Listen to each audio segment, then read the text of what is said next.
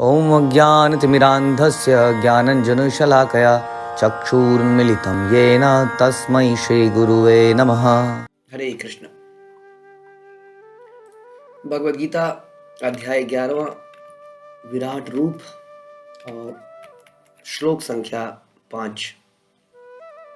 श्री भगवान उवाच पश्य मे पार्थ रूपाणि शतशोऽथ सहस्रशः नानाविधानि दिव्यानि नानावर्णाकृतीनि च। भगवान ने कहा, हे अर्जुन, हे पार्थ, अब तुम मेरे ऐश्वर्य को सैकड़ों हजारों प्रकार के दैवी तथा विविध रंगों वाले रूपों को देखो।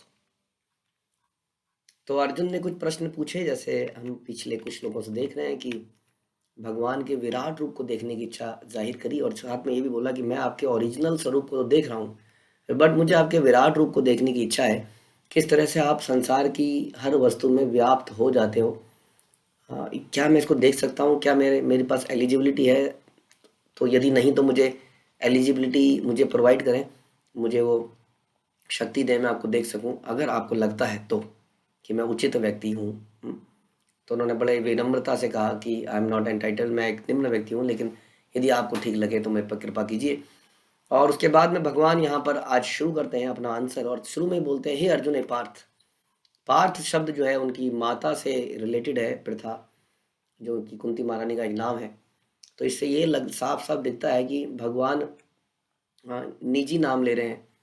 हाँ, अर्जुन एक प्रकार का ऑफिशियल नेम है और पार्थ से एक रिश्ता बनता है, यानी कि भगवान का प्रिय है। और भगवान के साथ रिश्ता कैसे बना सकते हैं हम लोग तो पांडव जैसे नहीं है। तो वास्तव में भगवान इस परिवार में अवतरित हुए। ऐसा नहीं है कि भगवान किसी कास्ट के हैं या भगवान इस प्रकार से कि एक पर्टिकुलर कास्ट को बिलोंग करते हैं। कृष्णा इस कृष्णा और उस हम सब के पिता है वास्तव में। तो हम सबका ऑलरेडी रिश्ता है उनके साथ, लेकिन हम उस रिश्ते को मानते नहीं हैं और उस रिश्ते के अनुसार कार्य नहीं करते। हम अपने संबंध को भुला चुके हैं। अर्जुन को वो संबंध याद है, इसलिए अर्जुन को भगवान पार्थ कह के बुला रहे हैं। और ये विराट रूप उसी व्यक्ति को दिखाएंगे जो भगवान के बड़ा निकट है। ये हर व्यक्ति के लिए नहीं है। भगवान का रूप दर्शन, चाहे वो विराट रूप हो या श्याम सुंदर रूप हो, तो वो बड़ा विशेष होता है। वो हर व्यक्ति को दिखाया नहीं जा सकता है। जैसे हमने चर्चा करी थी कि भारत के प्रधानमंत्री को भी देखने के लिए आपको बहुत कुछ करना पड़ता है, तो फिर संसार के सुप्रीम को देखने के लिए क्या करना पड़ेगा। तो इसलिए यहाँ दिखता है कि अर्जुन भगवान का बहुत प्रिय व्यक्ति है, उनका शरणागति है। हाँ, जैसे कि पिछले श्लोक में आपने देखा कि अर्जुन कहता है कि मैं जानता हूँ कि आप ही सुप्रीम है, आप ही परमेश्वर हैं, लेकिन फिर भी ये इच्छा है कि मैं आपके इस रूप को भी देखूं। तो पहला तो यही पॉइंट है कि हे अर्जुन, हे पार्थ, अब तुम मेरे ऐश्वर्य को देखो। अब दूसरी बात आती है ऐश्वर्य की, यानी कि ऐश्वर्य को मैं अभी तक नहीं दिखा रहा था, अब तुम मेरे ऐश्वर्य को देखो। तो क्वेश्चन ही आता है कि अभी तक क्यों नहीं दिखा रहे थे? आदमी तो अपना ऐश्वर्य दिखाना चाहता है। तो वास्तविकता ये है कि हम लोग पूरे दिन अपने ऑफिस में रहते हैं, बिजनेस में रहते हैं, तो कुछ ना कुछ ऐश्वर्य में रहते हैं, चाहे वहां पर हम सुपरवाइजर ही क्यों ना हो, क्लर्क ही क्यों ना हो। अगर मैं क्लर्क भी हूँ तो चाय वाले का तो ऊपर ही हूँ। चाय वाला देना आता है, हमें चाय लेके आ, थक गए हैं बहुत ज़्यादा। और कहीं आप मैनेजर होंगे तो फिर तो कईयों के मैनेजर हो गए। हाँ, तो वो ऑपुलेंस जो है हमारी ऑफिस के अंदर होती है। हमारा कुछ वर्क प्लेस होता है, फैक्ट्री है, ऑफिस है, डेस्क है, कंप्यूटर लगा हुआ है, माना सबका अपना अपना वर्क प्लेस है, और वो हमारी ऑपुलेंस है एक प्रकार की, जो कि हमारे ऑफिस में बिजनेस में रहती है। लेकिन आदमी उस ऑपुलेंस से थक जाता है, जब शाम को घर में जाता है तो उस ऑपुलेंस की बिल्कुल इच्छा नहीं रखता और उसको घर में एकदम निजी माहौल चाहिए होता है। वो घर में सुकून का समय बिताना चाहता है अपनी फैमिली के साथ, बिना किसी ऑपुलेंस के। क्योंकि ऑपुलेंस आदमी को संतुष्टि नहीं दे सकती, और आदमी का निजी जो वास्तविक स्वरूप है वो बिना ऑपुलेंस के नेचुरल है, वो असली स्वरूप ही होता है। कोई भी इन ऑपुलेंसेस को धारण करके बहुत समय तक प्रसन्न नहीं रह सकता ना। जैसे आपको बोला जाए पूरे दिन ऑफिस है, अल्टीमेटली आप जब घर में जाना चाहते हो तो आप चाहते हो उतारो ये टाई को, फेंको इस कोट को, ला बेटा टी शर्ट निकाल के ला, हाँ आप बेटा कुछ खेलें, कुछ कबड्डी खेलना है या कुछ भी वटेवर। जहाँ ऑफिस में आप इतने ऑफिस के अंदर आप इतने सोबर गंभीर बने रहते हैं, वहीं घर में आप थोड़ा रिलैक्स करना चाहते हैं, अपने निजी स्वरूप में आना चाहते हैं, जो कि ऑपुलेंस से के बिना है। आपको आनंद जो है आपको घर में बिताए हुए वो थोड़ा सा समय, जैसे अधिकतर लोग तो कलयुग में घर में सिर्फ सोने जाते हैं, उठ के आ जाते हैं, फिर भी वो कुछ रिफ्रेशिंग होता है। हाँ, क्योंकि वहाँ पे एक अपनत्व होता है। तो जब अपनत्व होता है तब आदमी ऑपुलेंस नहीं दिखाता है, ये कहने का मतलब है। ऑपुलेंस, ये जो दिखावा है, ये आजकल संसार का पार्ट बन चुका है, इसलिए व्यक्ति खोखला होता जा रहा है। हाँ, उसके इमोशन खत्म होते जा रहे हैं, उसकी हंसी नेचुरल खत्म होती जा रही है, क्योंकि दिखावे की जिंदगी जीता है। तो इस प्रकार से भगवान जो है अपने भक्तों के साथ ऑपुलेंस नहीं दिखाते हैं। अपने निजी भक्त जो होते हैं उनके बिल्कुल इंटरनल, उनके सखा, उनकी सखियाँ, हाँ, उनके इस तरह के उनके जो वात्सल्य रस में, साख्य रस में, माधुर्य रस में वो ऑपुलेंस नहीं दिखाते हैं, क्योंकि ये उनका निजी मामला है। हाँ, इसलिए भगवान की ऑपुलेंस भक्तों के सामने हमेशा उजागर नहीं होती है। लेकिन यदि कभी कभी बच्चा बोलता है, पापा मुझे आपका ऑफिस देखना है, मैं देखना चाहता हूँ आप कैसे डेस्क में बैठते हो, बच्चे को लेके जाते हैं, बच्चा बड़ा खुश होता है, चेयर पे बैठता है, शाम को मम्मी को आता है, मम्मी पापा के कैबिन में ना थोड़ी थोड़ी देर में कोई व्यक्ति आता रहता है।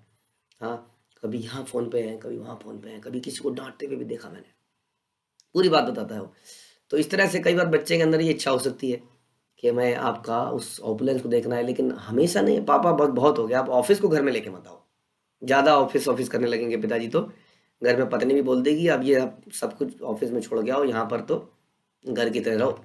लेकिन कभी कभी ऐसी इच्छा हो सकती है घर वालों की कि वो उस ऑपुलेंस को भी देखें, क्योंकि उससे हृदय में और उद्गार पैदा होता है।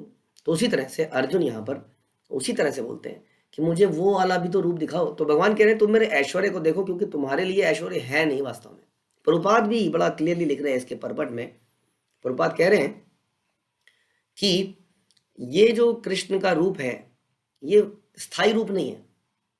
कृष्ण के जो रूप है वो स्थायी होते हैं वैकुंठ में, लेकिन ये जो खास तौर पे जो दिव्य है, ये जो विराट रूप है, ये एक प्रकार का टेम्परेरी रूप है। ये संसार को दिखाता है, संसार को भगवान कैसे धारण करते हैं। और संसार क्योंकि एक समय पे आने पर एनहाइलेट हो जाता है, विनाश हो जाता है, और फिर से संसार की क्रिएशन होती है। उसी प्रकार से ये विराट रूप बनता है, समाप्त होता है, बनता है। तो ये परमानेंट रूप नहीं है भगवान का, जैसा कि बाकी भगवान के स्वरूप हैं, जैसे नरसिंह अवतार है। अब नरसिंह अवतार, कई लोग कहते हैं कि भगवान ने नरसिंह अवतार बनाया, शास्त्रों के हिसाब से तो बनाने की बात हो नहीं सकती, क्योंकि भगवान के ये सारे स्वरूप नित्य स्वरूप है।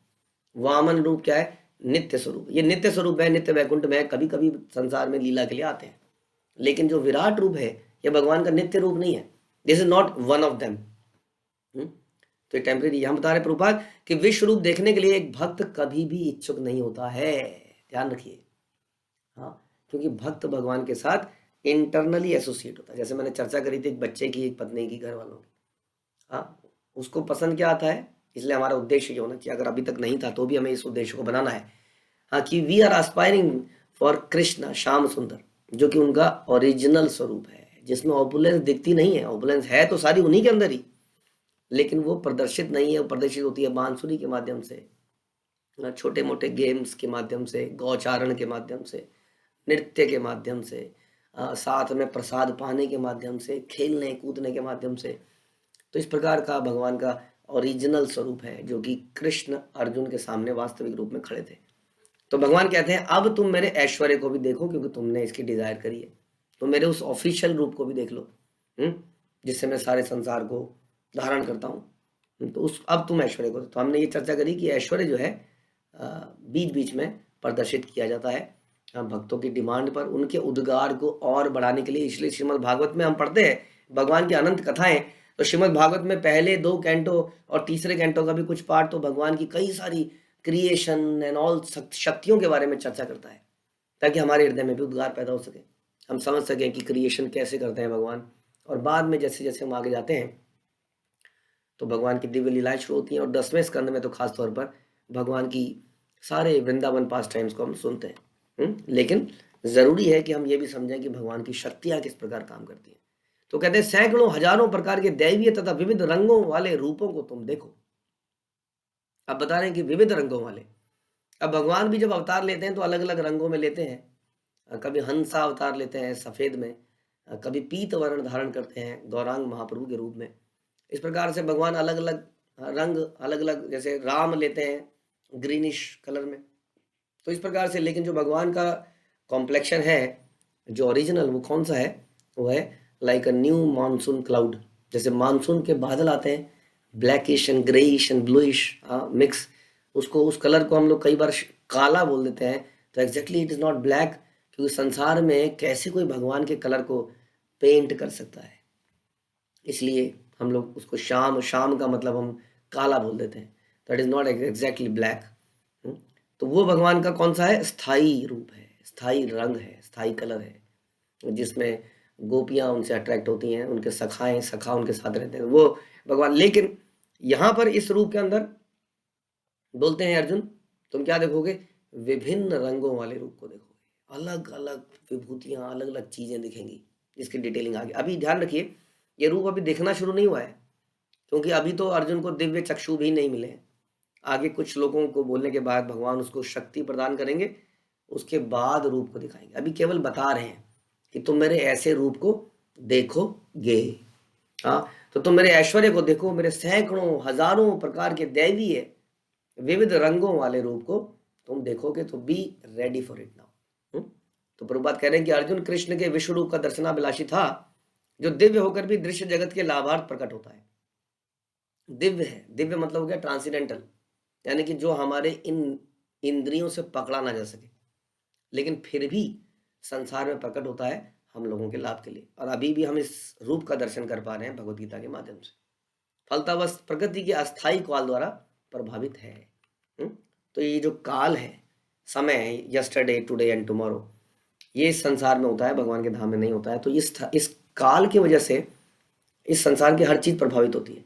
उसी तरह से विराट रूप भी इस काल की वजह से प्रभावित होता है। ये प्रकट इसी प्रकार से ये रहता है और फिर नहीं रहता है। ये नित्य रूप नहीं है, ये समझने की बात है।